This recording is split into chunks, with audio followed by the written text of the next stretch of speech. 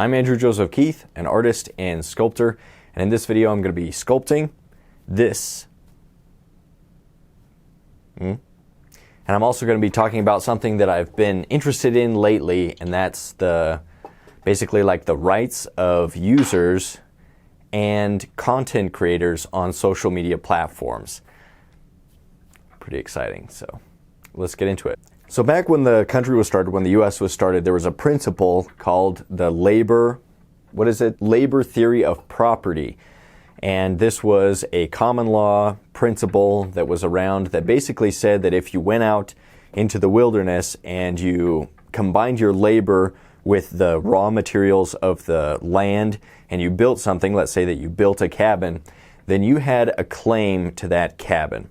And I believe that this same principle of the labor theory of property should be applied to social media platforms when it comes to content creators that come onto the platform and they build an audience by creating interesting content that people enjoy and people subscribe and support through following or subscribing.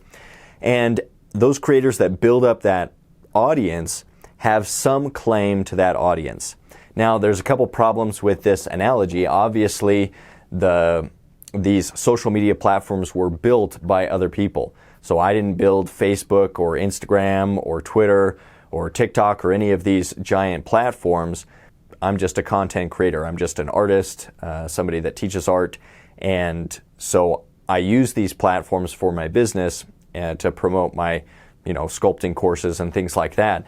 So I can't say that I have a claim to the platform itself, but I have been, posting regularly. I've been taking pictures. I've been creating videos, working really hard on building my audience.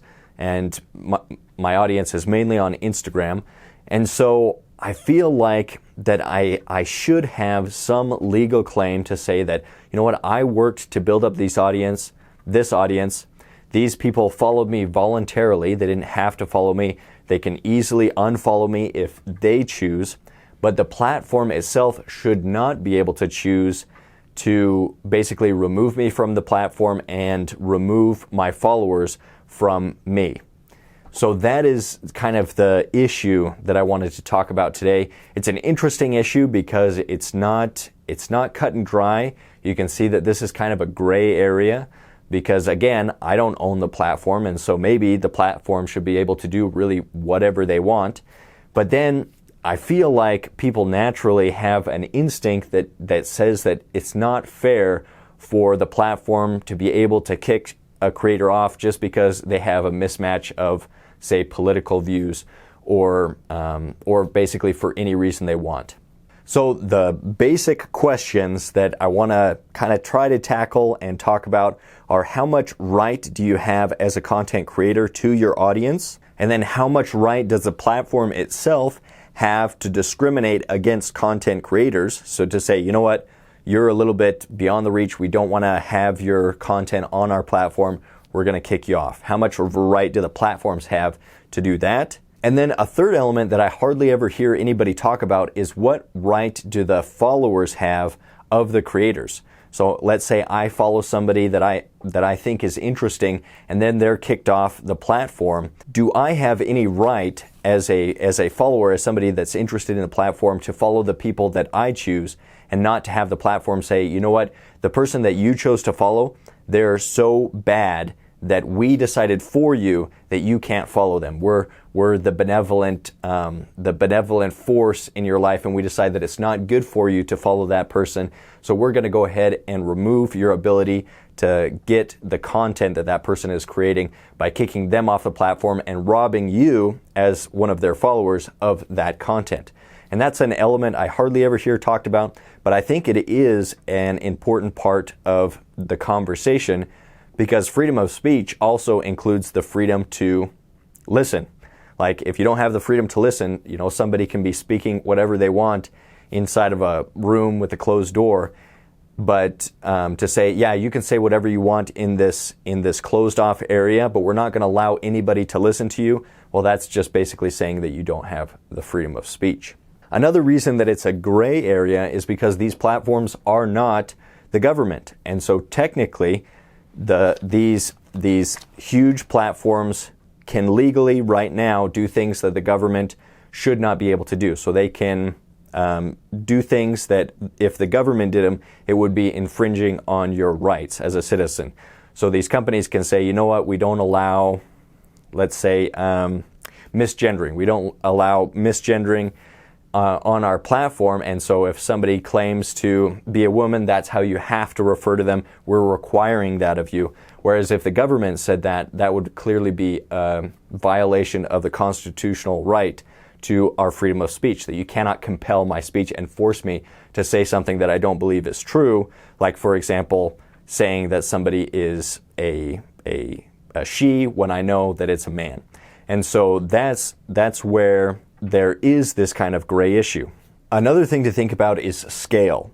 A lot of these platforms are the ones that we're talking about. These are the huge platforms. And so this is the Instagram, the Facebook, TikTok, these big behemoth companies that are the social media platforms that everybody is on, basically, and where the public dialogue takes place. What I think is that scale does have something to say in this matter. If you're a company, like I had this conversation with somebody that I work with who owns a platform that where students can go and learn, they can submit their work, and there's an ability for them to use it similar to social media, upload photos, and then discuss, give critiques and things like that. So there's comment features and things like that. It's really cool. And we had the same conversation. He's like, well, if what you're saying is true, that the creators have some right to their audience, then that means that the people that I'm inviting on my platform would have some right to not be kicked off the platform. But I think as the business owner, I should have that discretion to say, you know what, this is somebody that I just don't want using my platform. So I do think that with a smaller platform where it's not the public square, where it's not where these big things are being discussed to a point where it's in the public interest. So they're basically becoming like public highways or freeways where people are exchanging ideas at a very fast pace all around the nation or all around the world. And so as it becomes that large, I think there is a public interest to say, you know what, you have to play by the rules that allowed you to become successful. You have to play by rules that are fair. And so I do think that scale has something to do with it. We can't pretend that a mom and pop shop is the same as Facebook or is the same as Instagram, because there's a difference of scale. I think if we're prudent, if we think about this logically, then we'll understand that these things need to be treated a little bit different. I happen to be a conservative, and so I obviously have that bias where most of these companies are left-leaning. And so perhaps I'm just making this video in my own self-interest and saying, if I get kicked off, I think it was the wrong thing for sharing some political viewpoint or religious viewpoint, and maybe this is just a preemptive video for that. And as a conservative, I'm very pro-capitalism. And by capitalism, I just mean free trade, that's mutually beneficial, voluntary exchange. And what I'm talking about is regulation. So regulation is basically you have capitalism, free trade, everybody basically can trade with who they want in the way that they choose, and the parties, they agree, they make a trade, and that's it.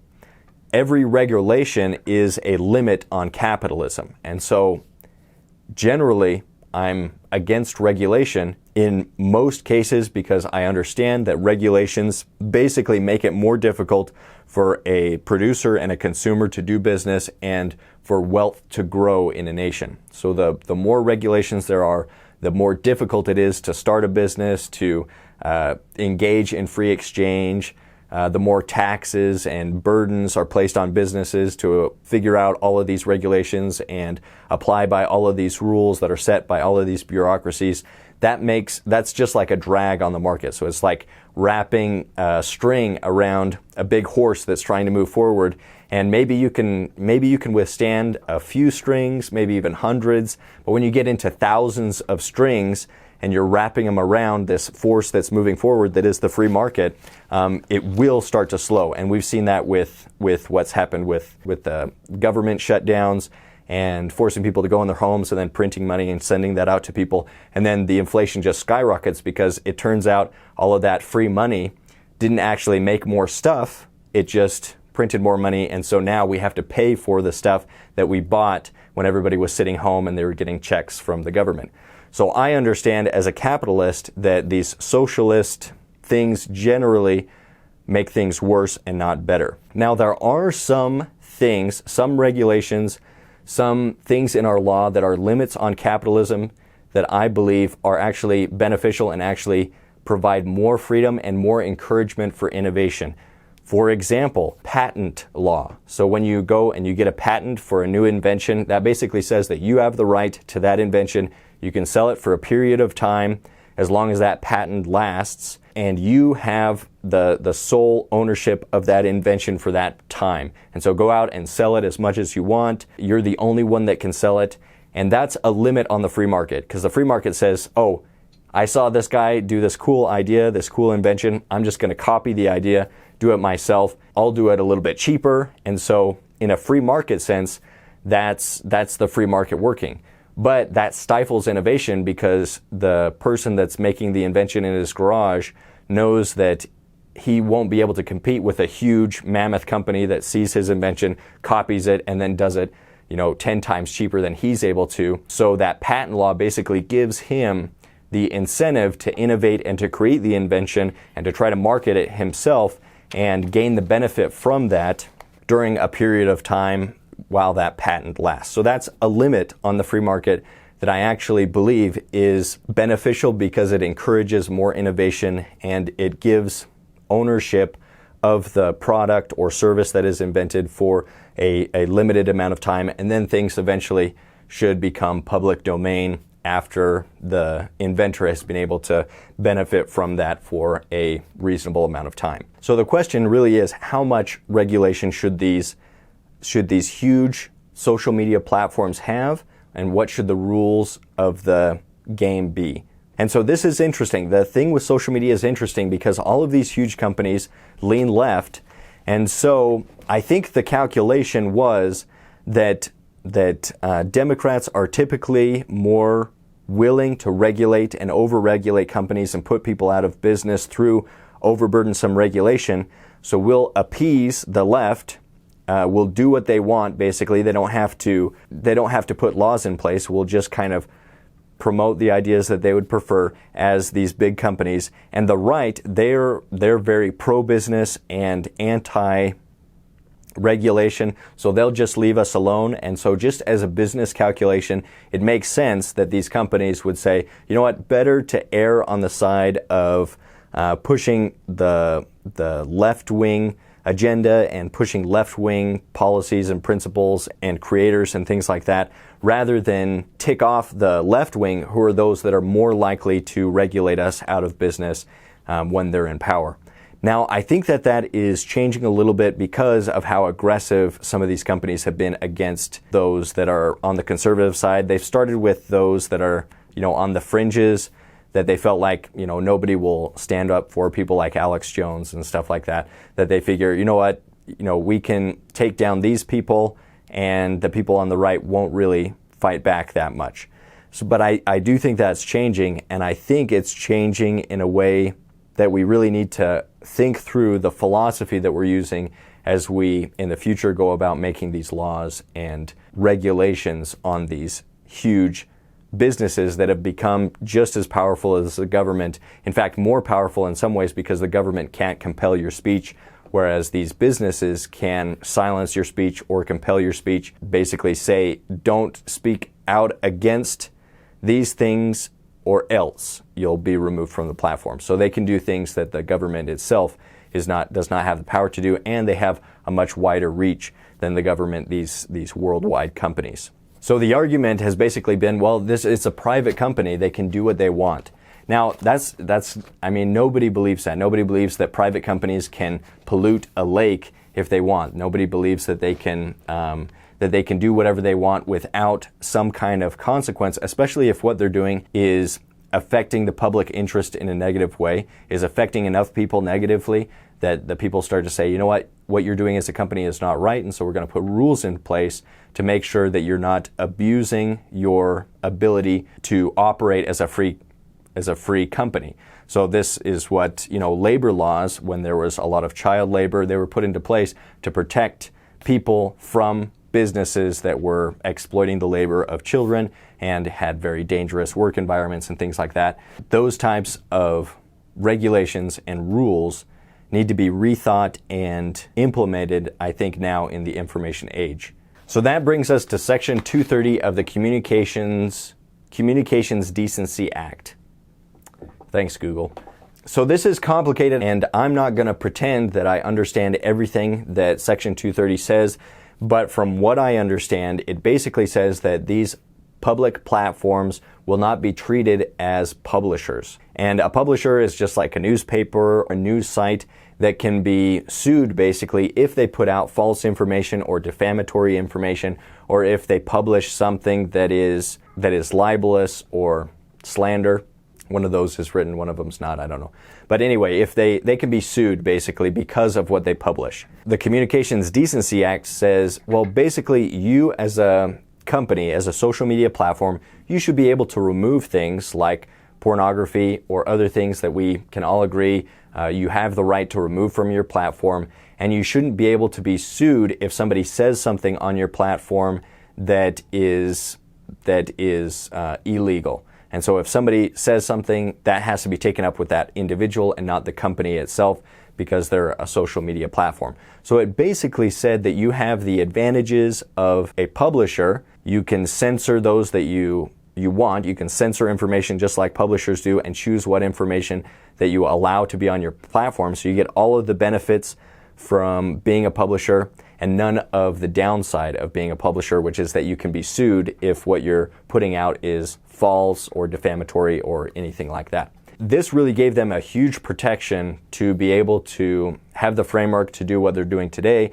which is censoring basically people because of political views, and they'll usually waive at some of their guidelines, but it's pretty obvious that those guidelines aren't being applied evenly to people on both sides of the aisle. So they're using that as maybe a pretense, but they're just going after people that they view as politically unsavory. This is part of a culture of censorship, a culture that has become more censorious. So you see this with some big companies that they're following this cultural trend of censoring people, like for example, Ye or Kanye West. Chase Bank said, you know what, we're not going to do business with you because of some recent comments you made with Tucker Carlson or something like that.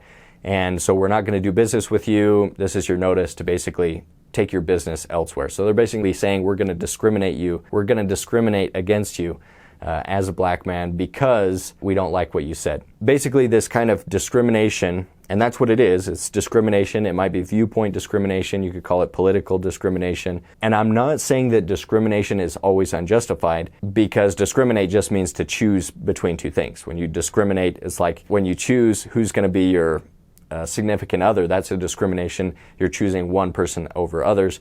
And so discrimination isn't necessarily bad. It does have a negative connotation because of the discrimination. In fact, government enforced unfair discrimination against minorities in this country. That's something that we all recognize now. Oh, that was a horrible thing, and it was legal discrimination. In fact, it was enforced by the law, legally enforced discrimination. And we can all look back at that and say, you know what, that was pretty foolish of companies and the states that enforced this and said, you know what, you have to discriminate against these people. That was a pretty foolish thing and a pretty wrong thing. That discrimination is coming back. It's taking a different form. We're saying, well, we're discriminating against these people for a good reason. I think they said Kanye is anti-Semitic. I didn't see the whole interview. I'm not super familiar with the story, but it's just as an example.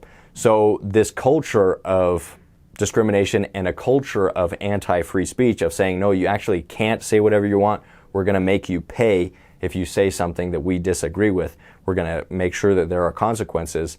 And we have rules on freedom of speech. So for example, you cannot go and incite people to violence. You can't say, you know what, I'd like you, my followers, to go attack this person. Here's their address. You can't dox people and say, here's their address, go make trouble for them, go hurt them. That's incitement to violence. So there's already rules that limit your freedom of speech. Incitement to violence is not free speech. Libel is not free speech. Lying to get people to purchase a product or deceiving, deceptive business practices is not free speech. So there can be legal consequences for all of those things. But now on these social media platforms, we're going to say there are going to be severe social consequences if you go outside of what we deem is appropriate as a company. So how much of a right does the company to have to do that? And I think there is a right to the company. The company does have the claim on that platform. They were the ones that created the platform. That company is owned by its investors and by its owners. Me as a creator, I don't have a right to say, you know what, I have a right to your platform. I don't have a right to that. That being said, I think as citizens and as public, we can say that as a company, you don't have a right to treat people unfairly, to enforce your laws unevenly based on political views, and to unfairly discriminate against people just because you disagree with them. So I think there is some leeway, and I think both people have a claim to that audience that is created. Another thing we have to realize is that it is a collaboration. In a more profound way than most businesses, this is a collaboration between the users and the platform itself. So the content creators create the interesting content that keeps people on the platform. The platform provides the space for people to create that content, and the followers then watch the content, and maybe they're sold ads based on their interests. The platform feeds them ads that are paid for by people that want to sell their products. And so that is how these platforms make money. When a platform comes and says, you know what, we'd like to remove this person that's very popular, or maybe even they aren't popular, let's say that they're not. We want to remove this person because they didn't use the correct pronouns. Let's use that example. They refused to. We gave them a warning. They refused to. Or like Twitter does, where it's like, you have to admit that you broke our content rules and that you were hateful, and delete this tweet, and then we'll let you back on the platform. They did that with the Babylon Bee, where they said that Rachel Levine was their man of the year as a joke because he was made as woman of the year. And so it was a joke. They said, no, this is hateful. You have to say that you engaged in hateful content and delete the tweet, and we'll reinstate you. And they said, you know what? No, we're not going to do that because it wasn't hateful. It's a joke. Can't you take a joke, basically? Does Twitter have the right to do that? And that's what, I think that's what started the whole thing with Elon Musk buying Twitter. I think that's kind of what kicked it off. Really interesting turn of events. It'll be made into a movie one day. But does Twitter have the right to do that? To say, you know what, we don't like you. You can't use our platform. It's a difficult issue, and there are multiple interests. I acknowledge that. But to me, it feels like they're taking somebody that has created something valuable on their platform and they're setting fire to it. Because when you delete somebody from your platform, when you remove them from the ability to create content for the audience that they've created, you're hurting them, that's true, but you're also hurting the people that would have received that content and that were interested in that content. So you're basically setting fire to it in front of everybody and saying, you know what, this will not be tolerated. We're going to torch this person in front of everybody to let you guys know that on this platform, this won't stand. All of the people that were following this person, you're bad too, because why are you following this person that we don't like? I feel like there should be some recognition of content creators' rights to the audience that they have voluntarily built through that mutually beneficial voluntary exchange. Nobody was forced to follow me on Instagram. Nobody was forced to follow Kanye West or these other people that have been kicked off social media. Nobody was forced to, so it was a voluntary thing.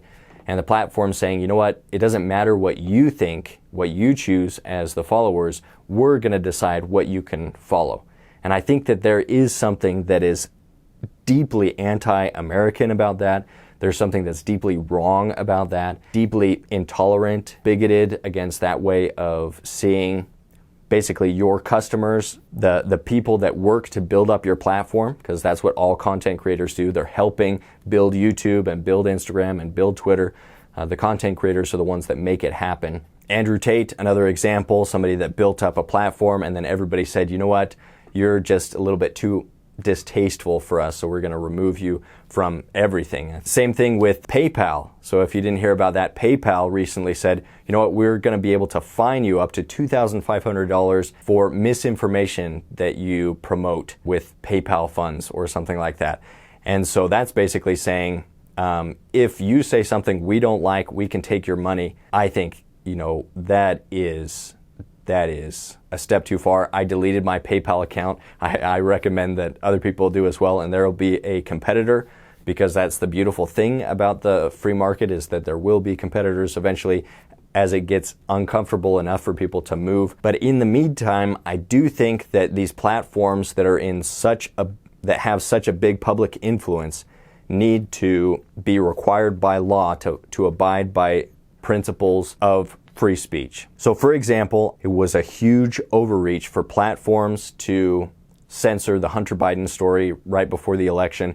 It was election interference. There's no getting around it. It was interfering with the election by interfering with people's ability to share a story that they believed to be true. Whether the platforms actually believed that it was a false story or not at the time is pretty much irrelevant, because the people that were sharing the story believed that it was a good information. It came from an official news site, and it did turn out to be true, and it did turn out to be that story was eventually collaborated, but it's like, oops, it was after the election, and so those platforms were able to use it and say that it's just misinformation. These fact checkers said that it wasn't his laptop or whatever. And so that is actual election interference. That is an actual violation of the public interest as a company. As a company that serves as a public forum, you're basically saying you do not have the right to share information that we deem false or that we don't like. So that is deeply un-American, and I think these platforms should be required to host ideas and people that have not broken the law. So that we already have laws against incitement to violence.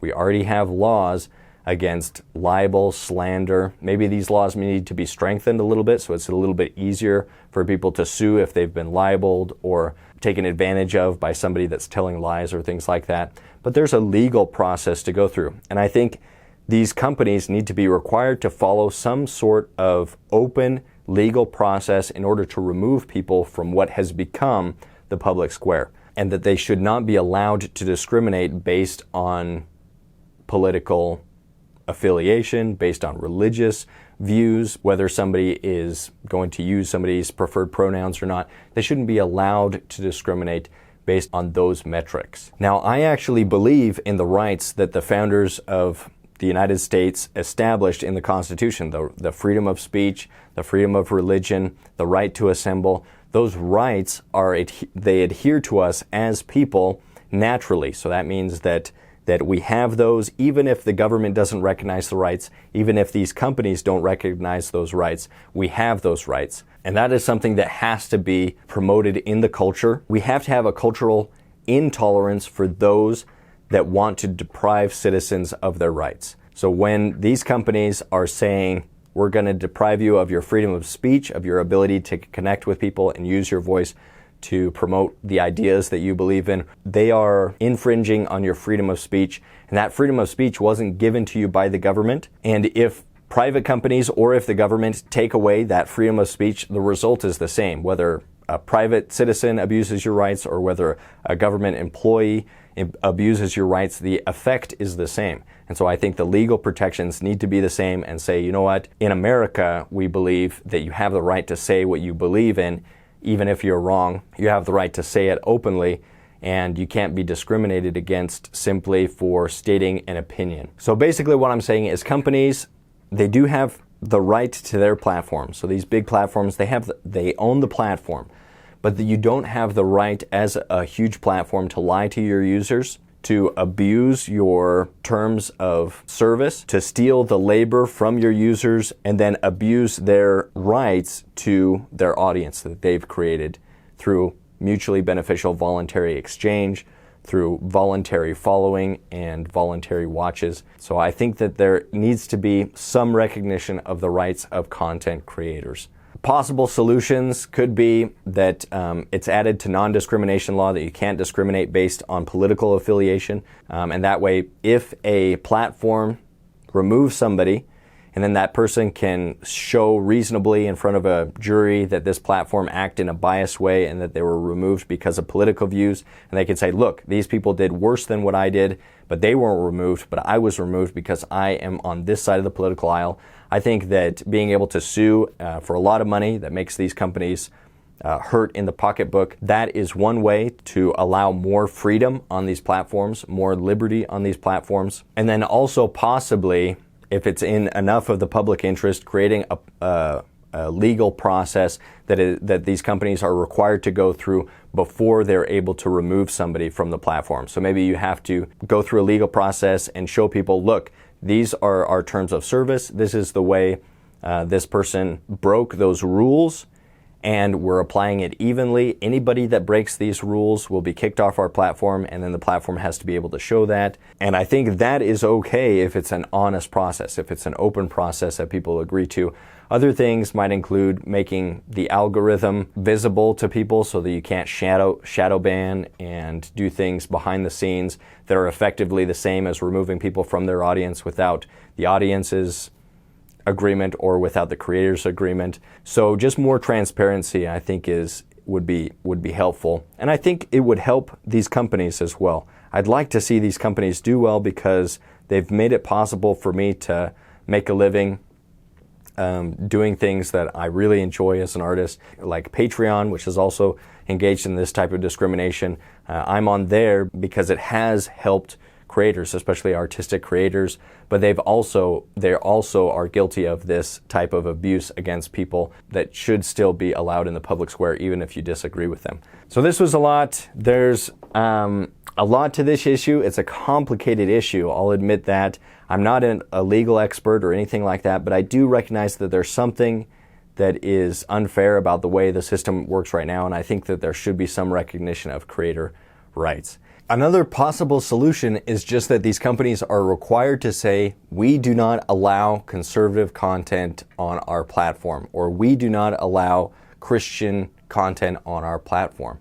I think requiring them to at least be honest about it and say, you know what, these types of people we do not allow in our platform. We discriminate against these types of people. If they were to do that, I would say, okay, then at least it's out in the open and people can start to create an alternative to these platforms. And the alternatives will say, you know what, we do accept these types of people and people that disagree with us. We're more open, and then that alternative will be able to grow. But the way it is right now, where they say, oh, yeah, we accept everybody, and then they discriminate, and then they lie about that, and they say, oh, actually, we're going to kick off these people in a way that is clearly biased because there's lots of people that are still on our platform that have broken our rules much more than the people that we're kicking off, but they just happen to be on the favored side of the political aisle, the platform's side of the political aisle. I think just doing it in the shadows, shadow banning people, the fact that it's in secret, that's what bothers me the most. If you're going to discriminate against people, just make it open and just say, we discriminate against these types of people. I'd much prefer that. Maybe we should just require that they discriminate openly and that they're honest about who they're discriminating against. If you're interested in this, if there's some aspect of this that I missed that you think I didn't consider, I'd love to hear about it in the comments below. If you'd like to see something discussed in future videos, I'd also love to hear about that in the comments below. If you're interested in sculpting, you can check out my links, my portrait sculpting course, figure sculpting course. Those links are down below. That really helps me out, or Patreon. Any way you can help is really appreciated. Okay, stay creative, stay productive. I'll see you around.